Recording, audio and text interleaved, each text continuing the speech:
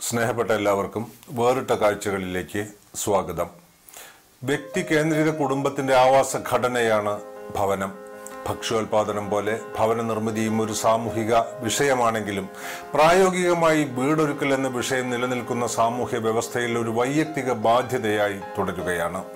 സർക്കാരിൻ്റെയും സർക്കാരിതര ഏജൻസികളുടെയും നിരവധി പദ്ധതികൾ വിവിധ നഗര ഗ്രാമ ജനവിഭാഗങ്ങൾക്കായി വിഭാവനം ചെയ്യപ്പെടുമ്പോഴും അവയൊന്നും വീട് എന്ന സാമൂഹ്യ പ്രശ്നത്തെ നേരിടാൻ പര്യാപ്തമാകുന്നില്ല എന്ന് നമുക്കറിയാം.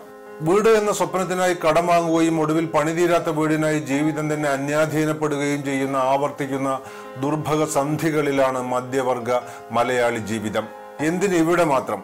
ഏറ്റവും ഒടുവിലെ തീവ്ര സാമ്പത്തിക മാന്ദ്യം അമേരിക്കയിലെയും യൂറോപ്പിലെയും മാസ വരുമാനക്കാരെ ഏറെക്കുറെ ബാങ്ക് വായ്പ തീർക്കാനാവാതെ സ്വന്തം വീട് വിട്ടൊഴിയാനും തെരുവിലോ കാറിലോ ഡോർമെട്രികളിലോ അന്തിയുറങ്ങാനും നിർബന്ധിതരാക്കി. ഗുരുവായൂരിനടുത്ത പുന്നിയൂർക്കുളം പഞ്ചായത്തിൽ 12ാം വാർഡിലെ കൊട്ടിലിങ്ങൽ ബാപ്പു മകൻ മുഹമ്മദ് അലിയുടെ ഭാര്യ ബി കുട്ടിക്കും മോഹിച്ച് നിർമ്മിക്കാൻ തുടങ്ങിയ സ്വന്തം വീട് പൂർത്തീകരിക്കാനാവാതെ വിറ്റൊഴിയേണ്ടി വന്നു.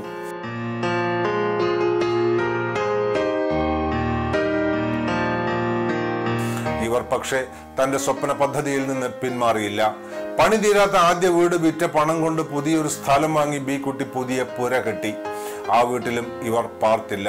പകരം വീട് നിർമ്മിച്ച് ആവശ്യക്കാർക്ക് വിൽക്കുന്ന ഒരു പുതിയ ഗ്രാമീണ ഭവന നിർമ്മാണ പദ്ധതിക്ക് ഈ വീട്ടമ്മ രൂപം നൽകി. ഇതുവരെ 13 വീടുകൾ നിർമ്മിച്ച് കൈമാറി. പുന്നിയൂർക്കുളം പഞ്ചായത്തിലെ പുന്നൂക്കാവിൽ തൃപ്പറ്റ അമ്പലത്തിനടുത്ത് രൂപം കൊണ്ട ബി കുട്ടി കോളനി പ്രതിനിധീകരിക്കുന്ന അപൂർവമായ ഒരു സ്ത്രീ ശാക്തീകരണത്തിന്റെ കഥയാണ് വേറിട്ട കാഴ്ചകളുടെ ഈ അധ്യായം.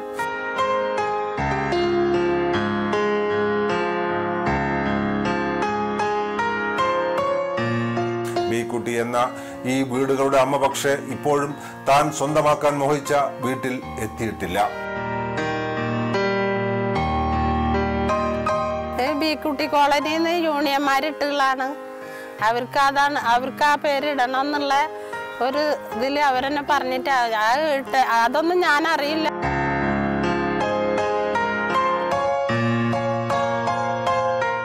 അമ്മ ജനങ്ങളോട് ഉള്ള ഒരു അടുപ്പം, അവരെ സ്നേഹിക്കാനുള്ള ഒരു ചെറിയ മനസ്സ് ഉള്ള അവർക്ക് അത് എന്നോടുള്ള താല്പര്യം അതിനാലെ വളർന്നു വന്നുകൊണ്ടിരിക്കുക എന്നുള്ളൊരു ഇതിൽ ഞാനും സപ്പോർട്ട് ചെയ്തിട്ട് ജീവിക്കണം.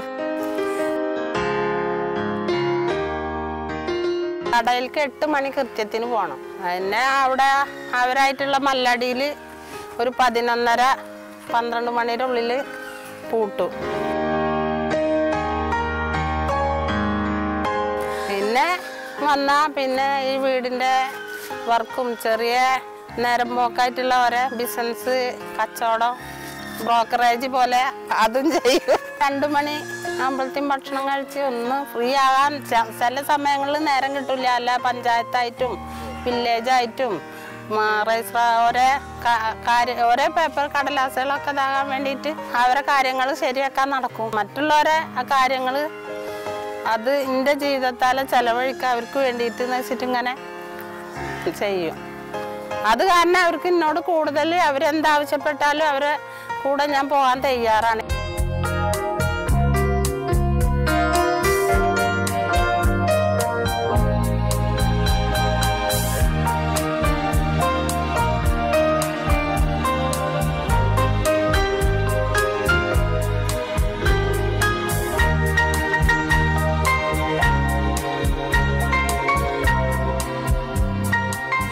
മറ്റൊരാളെക്കാട്ടി കൂടുതൽ വീടിനെ പറ്റിയിട്ടും വീടിൻ്റെ സങ്കല്പം എങ്ങനെ എവിടം വരെ എത്തിക്കാനുള്ള എത്ര രൂപ അതിന് ചിലവഴിക്കേണ്ടി വരും എന്നുള്ള എല്ലാതും മനസ്സിലായി. ഒരു പ്ലാൻ കിട്ടിയാൽ അതിന് ഇത്ര രൂപ ചിലവ് വരും, ഇന്ന സാധനങ്ങൾ മെറ്റീരിയൽ വേണം, ഇന്നത് വേണം, പിന്നെ ഉറുപ്പ്യ കൊണ്ട് ഒതുങ്ങും എന്നുള്ളൊരു നിഗമനം കണക്ക് മനസ്സിലുണ്ട്. അത് ഓരോ സ്ക്വയർ ഫീറ്റിനനുസരിച്ച് നമുക്ക് അത് സങ്കല്പിക്കാൻ പറ്റും.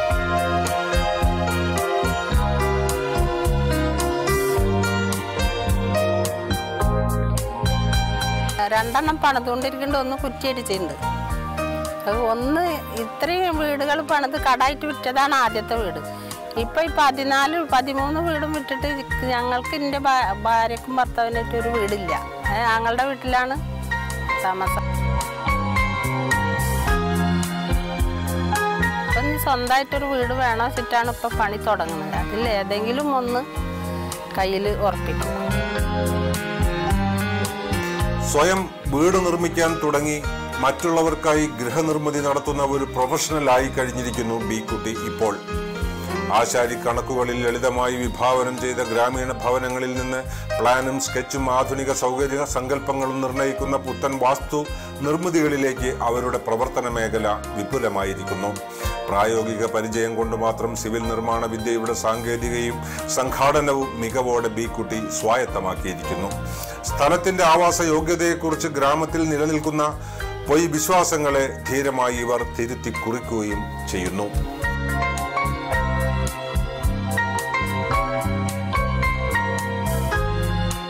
ഇപ്പോൾ ഈ 2-3 വീടിന് ഈ ആൽത്തറയിൽ ഒരു വിനീത് എന്ന് പറയുന്ന ഒരു പയ്യനാണ് അതിൻ്റെ പ്ലാന് തയ്യാറാക്കി തന്നത്. ഞാനും അവനും കൂടിയിട്ട് ഒരുമിച്ചിരുന്നിട്ട് ഇന്നെ ഇത്ര സ്ക്വയർ ഫീറ്റ് എടുക്കുക, ഇന്നെ സെറ്റപ്പിൽ റൂമുകളിൽ ഇത്ര അളവ് അങ്ങനെയെന്നൊക്കെ അവനും ഞാനും കൂടി ഒരു ചർച്ച ചെയ്തിട്ട് അവൻ ഉണ്ടാക്കി തരലാണ്. അതിൻ്റെ മുൻപൊക്കെ ഞാനും എൻ്റെ സങ്കല്പത്തിന് ഉണ്ടാക്കും, ഒരാശാരിനെ കൊണ്ടുവരും കുറ്റിയടിപ്പിക്കും, അങ്ങനെയാണ് ചെയ്യല്.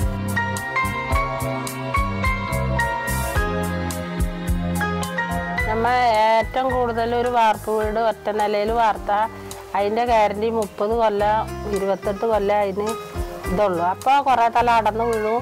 അങ്ങനെ ആകുമ്പോൾ ഈ മെറ്റൽ പൂഴി സിമെൻറ്റിൻ്റെ വീര്യം പോകുമ്പോൾ കമ്പിര ഈർപ്പം നിറയുമ്പോൾ അത് ചീർത്ത് വരുമ്പോൾ ഈ സിമെൻറ്റ് ഇത് വിള്ളുകയാണ്, മഴയും വരിക. അപ്പോൾ അതിനൊരു കാരണം ഒരു ഒതുക്കം കിട്ടാനാണ് സീറ്റ് ഇടുന്നത്.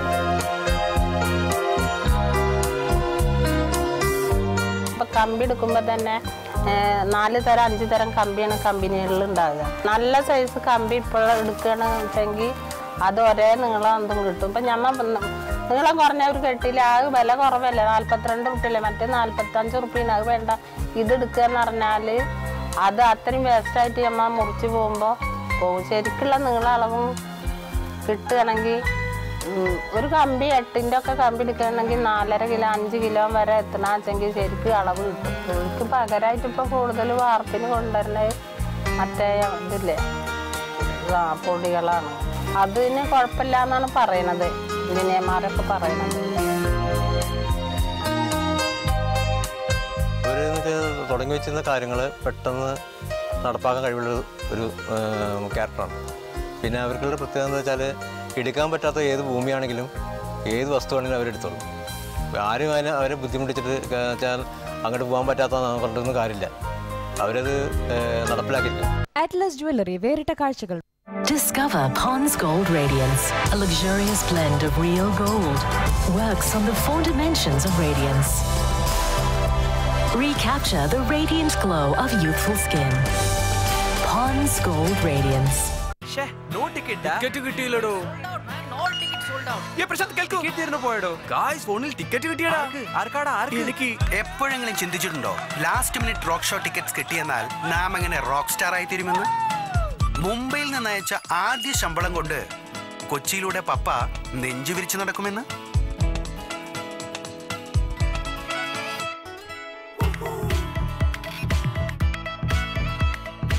ഒരു ചെറിയ റിംഗ് ശബ്ദം, പിന്നെ വിൻഡോ ഷോപ്പിംഗ് ആയി മാറി. ഈ നഗരത്തിൽ പോക്കറ്റ് അടിച്ചു പോയേക്കാം.